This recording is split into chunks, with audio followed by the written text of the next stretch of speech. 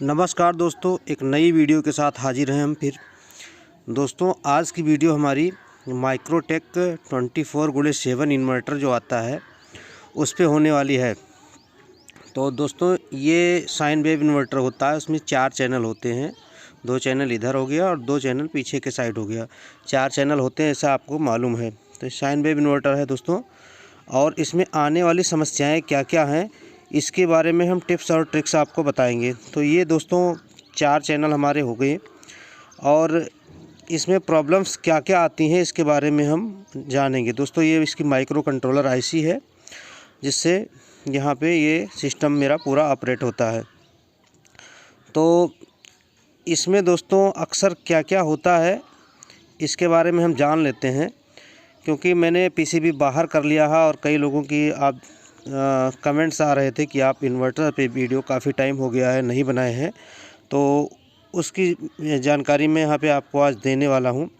दोस्तों ये micro controller IC, और अक्सर क्या होता है दोस्तों, इसमें माइक्रो कंट्रोलर आईसी ख़राब होती है। ये इस इन्वर्टर में कमी पाई गई है, क्योंकि यहाँ पे जो ये रेगुलेटर लगा है LM317, पहले की जितनी भी पीसीबी माइक्रोटेक की आती थी उसमें 7805 करके रेगुलेटर आईसी लगी होती थी, लेकिन यहाँ पे इन्होंने क्या किया है, LM317 रेगुलेटर करने के लिए लगाया हुआ है, जो कि 5 वोल्ट हमारे माइक्रो कंट्रोलर आईसी को देता है। तो इसके बगल में एक प्रीसेट लगा मिल जाएगा आपको दोस्तों, ये वोल्टेज एडजस्ट करने के लिए यहाँ पे इन्होंने लगाया है।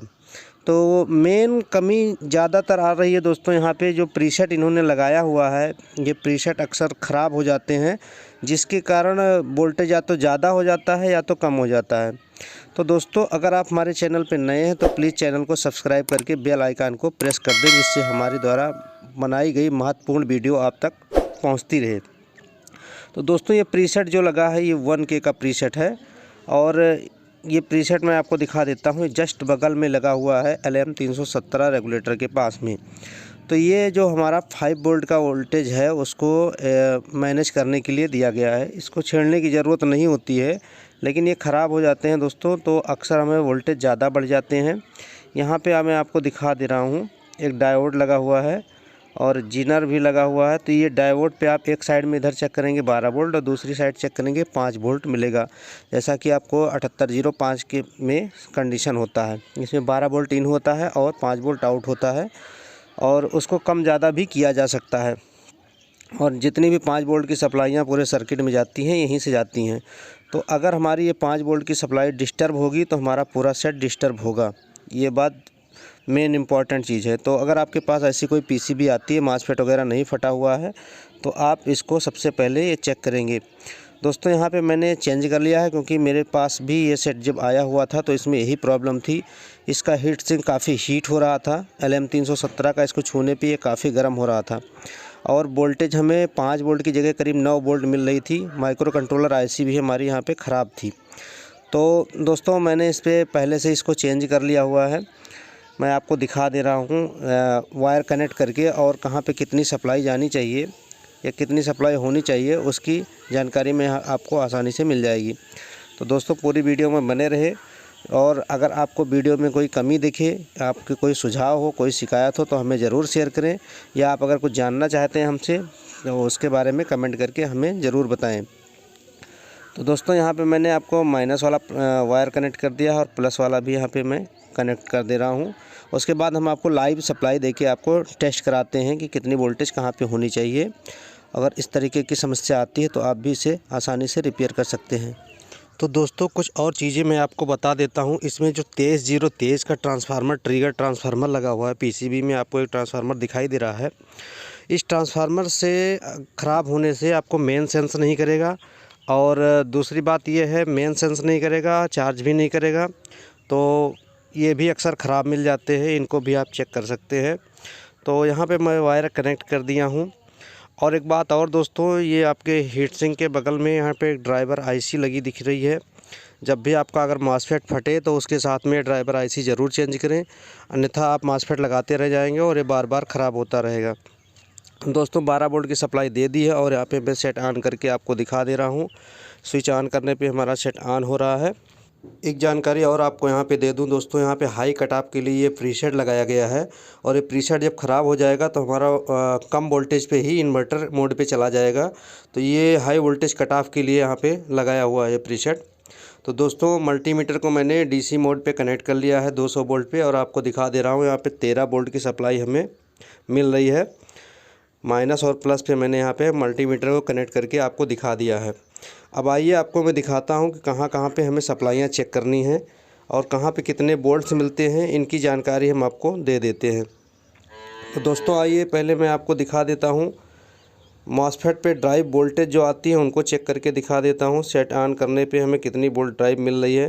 दोस्तों ग्राउंड से जब हम इसको चेक करते हैं तो यहाँ पे हमें 3 वोल्ट के आसपास एक चैनल पे और उसके सामने वाले चैनल पे हमें वोल्टेज मिलती है।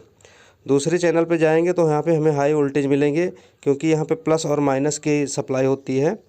2 चैनल माइनस के लिए 2 चैनल प्लस के लिए होते हैं, तो यहाँ पे 16 वोल्ट मिलते हैं। यहाँ पे आप डिफरेंट तरीके से भी चेक कर सकते हैं। इसको चेक करने के लिए मैं आपको ये बता दे रहा हूँ। यहाँ पे आप मॉसफेट पे सीधे चेक करेंगे तो यहाँ पे हमें 3 वोल्ट सप्लाई मिल रही है और दूसरे चैनल पे भी उतनी सेम सप्लाई हमें मिल रही है। अब आते हैं हम सामने वाले चैनल पे और उस पर चेक करके आपको दिखाते हैं।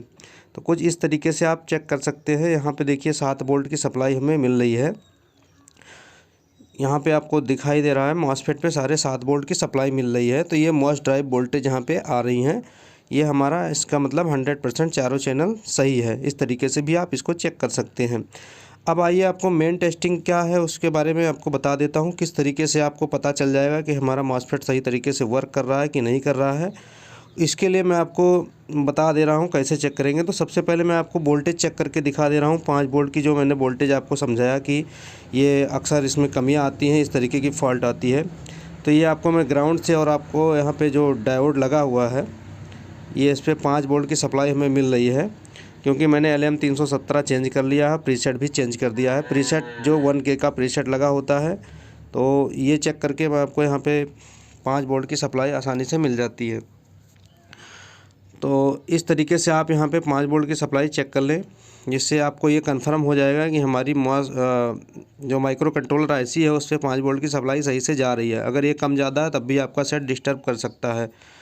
तो दोस्तों इस 5 वोल्ट की सप्लाई का मेन रोल है आपकी पीसीबी में। सबसे पहले आपकी 5 वोल्ट सप्लाई ओके रहेगी तभी आपका सेट सही से काम करेगा। अगर ये कम ज़्यादा होती है तो आपका सेट प्रॉब्लम क्रिएट कर सकता है। तो इसके बाद दोस्तों ये 5 वोल्ट की सप्लाई तो हो गई। अब हम अपने मल्टीमीटर को एसी मोड पे लगा ले रहे हैं, एसी रेंज पे लगा ले रहे हैं और आपको चेक करके दिखाते हैं। दोस्तों यहाँ पे लगभग 8 वोल्ट की सप्लाई हमें एसी रेंज पे मिलनी चाहिए जब हमारा इन्वर्टर का स्विच ऑन हो। तभी हमारा इन्वर्टर 100% ओके माना जाएगा, क्योंकि मास ड्राइव वोल्टेज समाएंगी तो यहाँ पे एसी वोल्टेज बनेगी और ये एसी वोल्टेज बनेगी तभी हमारा ट्रांसफार्मर काम करेगा। तो ये आपको पहले सबसे पहले चेक करना होता है। अगर ये एसी वोल्टेज नहीं बन रहे हैं तो आप समझ लीजिए कि आपका मास ड्राइव वोल्टेज सही से नहीं आ रहा है और आपका सेट सही से वर्क नहीं करेगा। तो उसके लिए आपको मॉसफेट चेक करने पड़ेंगे और आपको ड्राइवर आईसी भी चेक करनी पड़ेगी। तो इस तरीके से आप चेक करके दोस्तों सेट को ठीक कर सकते हैं। अगर हमारा वीडियो आपको पसंद आया हो तो इसको ज़्यादा से ज़्यादा शेयर करें। बहुत बहुत